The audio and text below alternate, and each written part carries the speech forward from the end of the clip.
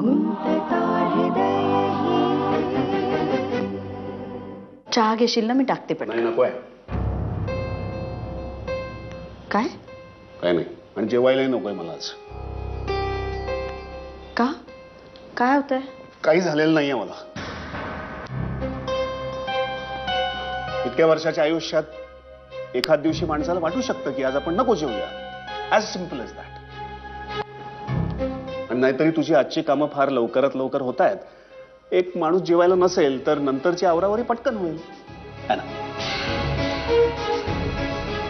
काय बोलतोयस तू विक्रम? तुला कळतंय का? नाही कळत आहे मला. नाही कळत आहे मी काय बोलतोय. माझ्या आजूबाजूला सध्या काय घडतंय काहीच कळत नाही. निदान लोकांना तरी असंच वाटतंय. तुला जे काय बोलायचंय ना विक्रम ते स्पष्टपणे बोल ना. तुला असं म्हणायचंय का की दुपारी मी वजे काकांकडे न जाता दुसरीकडेच कुठेतरी गेले होते? तुला असं वाटतंय म्हणून तू तुझ्या मनातलं गेट बोलून दाखवतेस का? नाही ना? मला कसलंही गिल्ट नाहीये विक्रम. मग प्रश्नच मिटला. पण तुझ्या या उलट तपासणीचा मनस्ताप होतोय मला. मी दुपारी वजे काकांकडेच गेले होते. रिकरिंगचे पैसे भरले. रिसीट आहे माझ्याकडे. ती चेक कर हवे तर. फोन कर नाही तर त्यांना. म्हणजे तरी तुझी खात्री पटेल ना?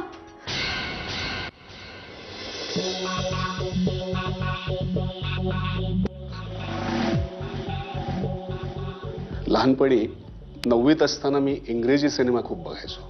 मला वेड लागलं होतं. साधा गावातला मुलगा होतो मी. मला ती गोरी लोक बघून खूप भारावून जायचो मी. शाळेला दांडी मारून टुरिंग टॉकीजच्या त्या तंबूत जाऊन सिनेमे बघायचो. पण मी हुशार होतो. मी पूर्ण दांडी नाही मारायचो. मी सकाळी शाळेत जायचो, हजेरी लावायचो आणि मधल्या सुट्टीत मी तिथून सटकायचो. इंग्रजी सिनेमे 1.5-2 तासाचे असायचे. शाळा सुटेपर्यंत मी गेटवर हजर आणि बेमालूमपणे त्या मुलांच्या गर्दीत मिसळून जायचो. माझ्या आईला तेव्हा प्रायमरीतल्या काही मुलांना शाळेत सोडायचं काम मिळालं होतं. तिच्यासाठी तिचा सद्गुणी मुलगा शाळेच्या गेटमधून बाहेर येताना दिसायचा. तसंच तू आज वजे काकांकडे गेलीस खरी, पण त्याआधी किंवा नंतर तू कुठे गेली होतीस त्याबद्दल आपण बोलतच नाही होत.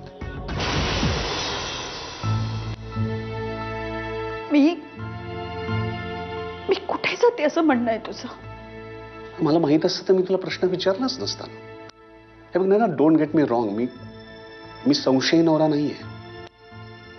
पण हल्ली गोष्टी घडतायतच अशा की मलाच प्रश्न पडतायत. मी कधी फोन केला तुला का तू घरी नसतेस?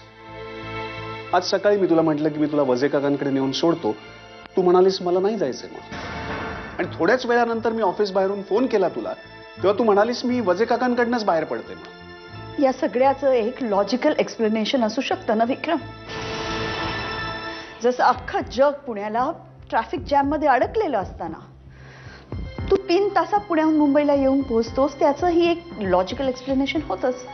जसं पुण्याला गेलेल्या गाडीमध्ये गोव्याच्या रिसिप्ट्स कशा आढळल्या याचंही तुझ्याकडे एक लॉजिकल एक्सप्लेनेशन होतंच. तुला एक लक्षात येते का नाही ना?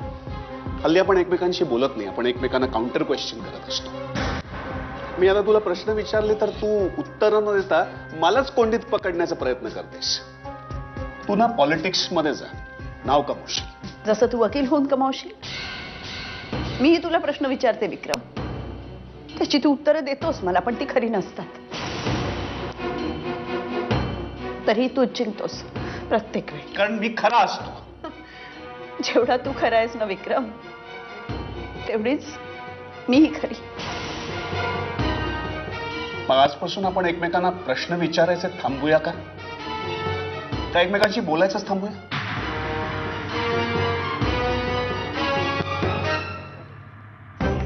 अच्छा, म्हणजे तुला काही फरकच नाही पडत आहे? हे असंच चालू राहिलं ना विक्रम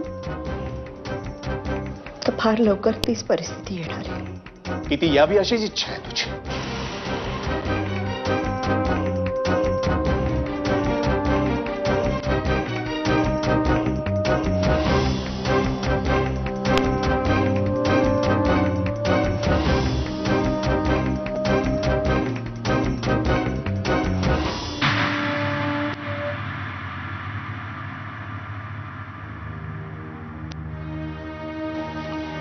देवी, 1 मिनिट थांबा. काय झालं आजोबा? जरा इकडे माझ्याजवळ ये.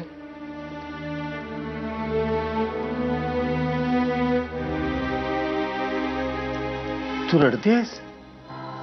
बाळा, रडायला काय झालं? काय नाही, मला नाही सांगणार? खरंच काय नाही झालं आजोबा. God's promise. मला पाणी प्यायचंय, मी आलेच. देवी,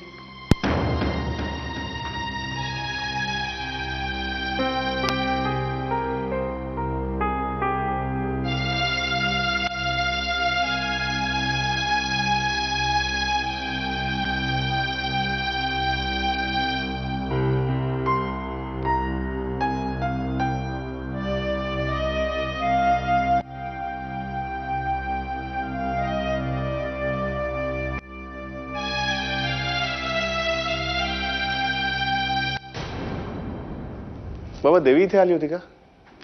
हा, आली होती. तिला तहान लागली, पाणी प्यायला किचन मध्ये पळाली.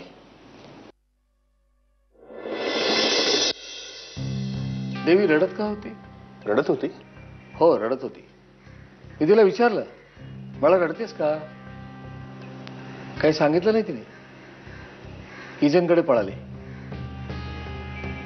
विक्रम, तुझं आणि नयनाचं आतमध्ये काही भांडण वगैरे? नाही, तसं एक आर्ग्युमेंट झालं होतं एका गोष्टीवर. असं nothing serious. Nothing serious. Vikram, देवीला शब्दांचे अर्थ कळत नाहीत, पण बोलण्याचा स्वर कळतो.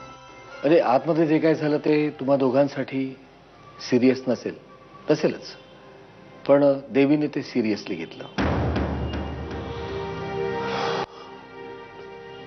मी बोलतो तिच्याशी.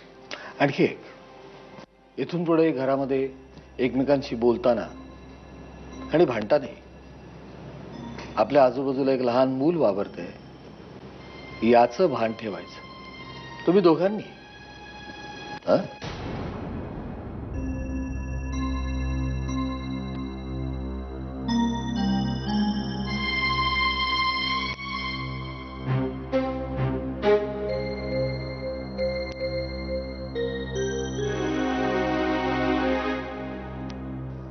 या दोघांच्या मध्ये नेमकं काय धुमसतंय काही समजायला मार्ग नाही. काय झालं? आज पुन्हा कशावरून तरी विक्रम आणि नयनामध्ये भांडण जुंपलं. या सगळ्यातला वाईट भाग असा, हा सगळा प्रकार देवीच्या समोर घडला. ती बिचारी रडत रडत खोलीच्या बाहेर आली. तशी मी तिला विचारलं, बाळा काय झालं रडायला? काही सांगायला तयार नाही. विक्रम स्वतःला एवढा मेच्युअर समजतो, एवढं पण कळत नाही त्याला. एकट्या विक्रमला दोष देण्यात अर्थ नाहीये. तू अलीकडे नयनाचं वागणं बघितलंस का? नयनाचं वागणं नॉर्मल राहिलेलं नाहीये. कुठेतरी अज्ञात स्थळी जात असते. आल्यावर विचारलं की कुठे गेली तीस, काहीतरी गुळमुळीत उत्तर देते. दिवसच्या दिवस स्वतःच्याच नादात हरवलेली असते. घरात अजिबात लक्ष नाहीये. हे मी तुम्हाला आधी सांगत होते तेव्हा म्हणाला त्यांचं आयुष्य आहे, ते बघतील काय ते. हो, पण या सगळ्याची झळ जर देवीला लागणार असेल ना, तर आपल्यालाच यात लक्ष घालायला हवं. या सगळ्याची सुरुवात विक्रम पासूनच झाली आहे. दिवसेंदिवस त्याचं वागणं संशयास्पद व्हायला लागले. विक्रमचं वागणं घोटाळ्यात टाकणारच, पण महत्वाचा मुद्दा तो नाहीये. महत्वाचा मुद्दा हा आहे की घरातल्या कुठल्याही टेन्शनचा देवीवर जर प्रतिकूल परिणाम होणार असेल तर आपल्यालाच याची दखल घ्यायला हवी.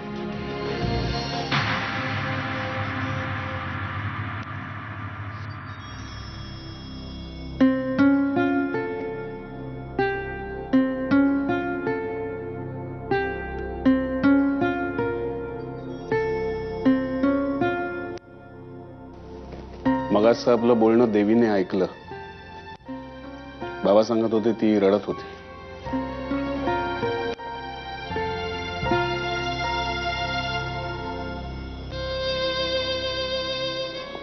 एक मिनिट.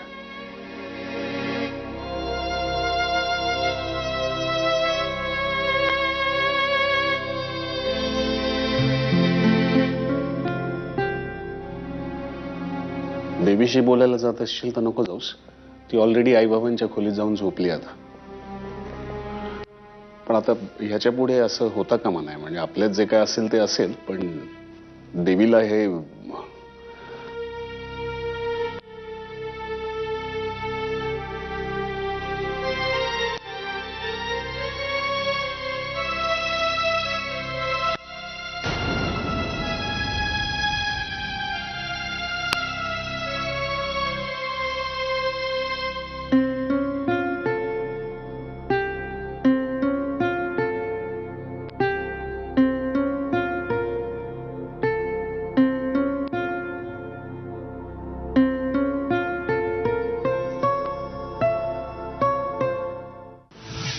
रात्री काय मोबाईलवर मेसेज करते. कोणाला?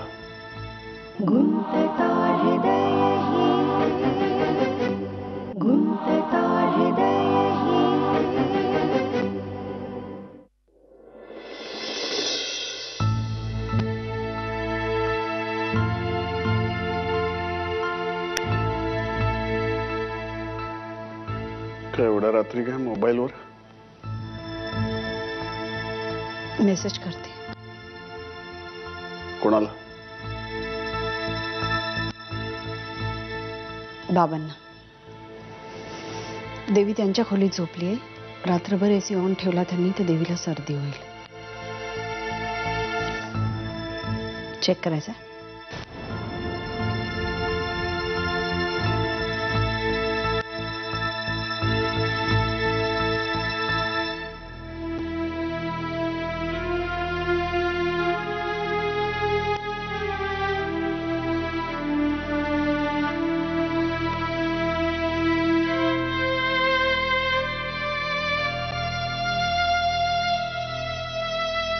सर 15 मिनिटात पोहोचेल सुरेश.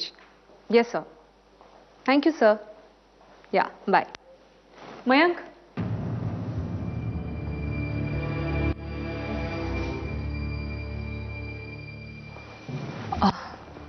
बिझी? अपॉइंटमेंट घेऊन या.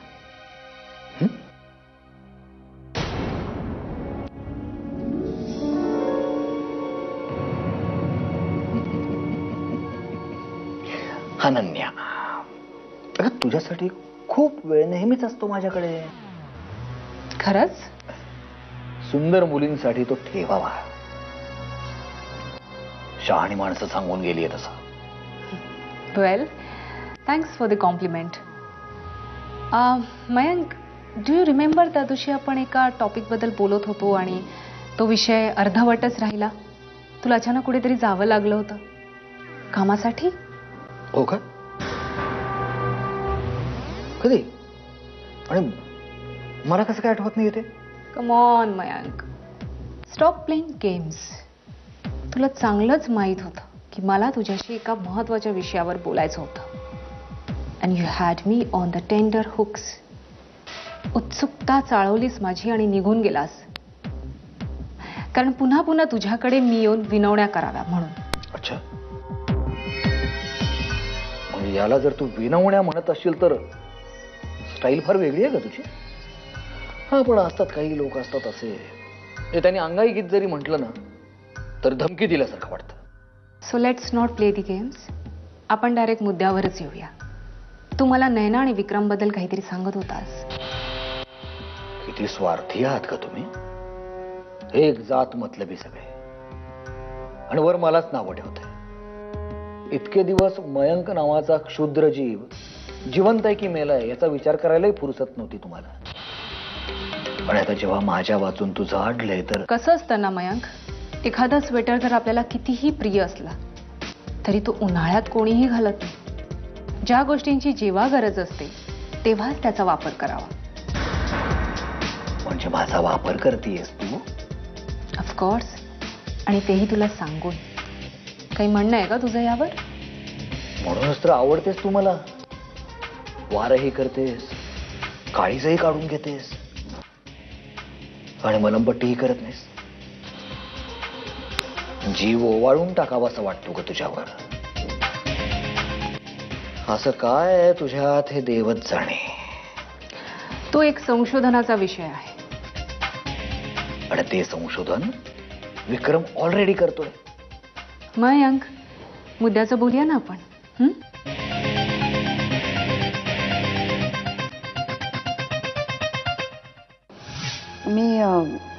मी फोन करते तुम्हाला. तासाभरात करते.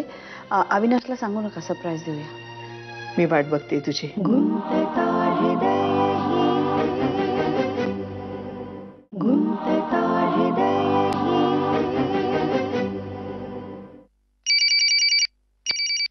हॅलो, बोला काकू. बोलू शकतेस ना नैना आत्ता तू? बोला ना. सॉरी, पण मी तुला सारखा सारखा फोन करून एकच प्रश्न विचारते ना नैना. काय करू ग, त्या प्रश्नाच्या उत्तरावर माझं आयुष्य येऊन थांबलंय. I know. आला का काही रिप्लाय डॉक्टर कीटनचा? नाही ना काकू, त्यांच्याकडून काहीही रिप्लाय आला ना काकू, सगळ्यात पहिल्यांदा मी तुम्हाला फोन करून कळवी. इनफॅक्ट मी आज सकाळीच विचार करत होते की त्यांना कॉन्टॅक्ट करायचा आणखी काही मार्ग आहे का हे शोधून काढूया. मी करते प्रयत्न. तसं झालं तर फार बरं होईल. आमच्यामुळे तुझी फार धावपळ होते ना. नाही ना? नाही हो काकू, धावपळ कसली. बस लॅपटॉप समोर बसून बटणं तर दाबायची असतात. अविनाश कसा आहे? तसा माझ्या समोर तरी मजेत दिसतो, पण अचानक त्याच्या खोलीत गेलं ना तर डोळे पाणावल्यासारखे दिसतात त्याचे. काय करणार, मृत्यू स्वतःच्या रक्तात घेऊन जगतोय ग तो. कितीही नाही म्हटलं तरी भीती वाटणारच ना, निदान एकटा असताना तरी.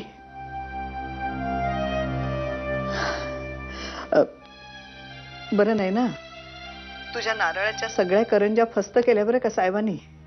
माझ्यासाठी एक तुकडा सुद्धा शिल्लक ठेवला नाही. आणि वर म्हणतो कसा, तुला काही नाही ना आईसारख्या करंज्या करायला जमत नाही.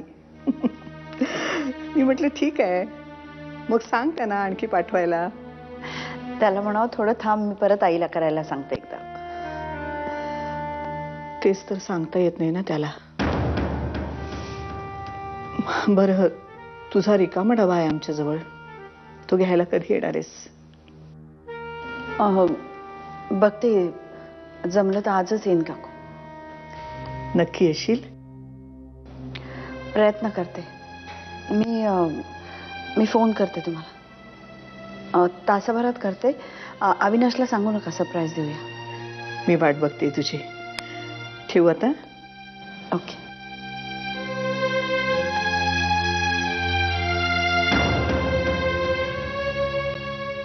विक्रम आणि नयना त्यांच्यामध्ये प्रॉब्लेम्स आहेत, नक्कीच आहेत. आमच्यावर? Not exactly. मग कशावर? नेमकं काय झालंय? आय मीन, विक्रम तर बोला की त्यांच्या दोघांमध्ये सगळं व्यवस्थित चाललंय.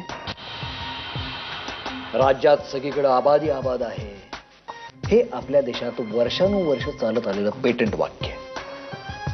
आणि आपले राजकारणी पण देशात रोज बॉम्ब स्फोट होत असताना सुद्धा लॉ अँड ऑर्डर सिच्युएशन कशी कंट्रोलमध्ये आहे हे सांगत फिरत असतात. जसं ज्याच्या शेपटाला आग लागलेली आहे त्याला वाटतच नसतं की आपलं शेपूट पेटलंय. आता आमच्यासारखं बूड उघडे ठेवून फिरणारे लोक खूप कमी असतात. Good morning Ananya. Good morning sir. अरे 100 वर्ष जगणार आहेस तू विक्रम. आता तुझ्याबद्दलच मी आणि अनन्या बोलत होतो.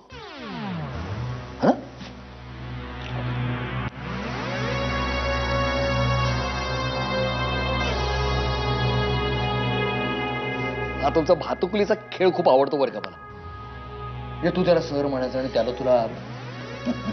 मयंक, तू मला नैना आणि विक्रम बद्दल काहीतरी सांगत होतास. त्यांच्यामध्ये काय प्रॉब्लेम सुरू आहे? हे बघ, गैरसमज करून घेऊ नकोस. मला विक्रमची काळजी वाटते म्हणून मी आता समज आणि गैरसमज याच्या पलीकडे गेलोय. माझा गैरसमज होतच नाही. आता सगळंच काही मी तुला सांगू शकत नाहीये, कारण काय आहे की नैना पडली माझी बालमैत्रीण. मित्राची किंवा मैत्रिणीची चुगली करू नये हा आपला जुना उसूल. पण एवढं मात्र तुला नक्कीच सांगू शकतो की किल्ल्याच्या तटबंदीला भोक पडलेलं आहे. ते कसं पडलं, कुठं पडलं, आत शिरण्याचा मार्ग कुठला, हा तुला शोधायचंय. आणि ते काही तुझ्यासाठी कठीण काम आहे असं मला वाटत नाही. हो ना? All the best.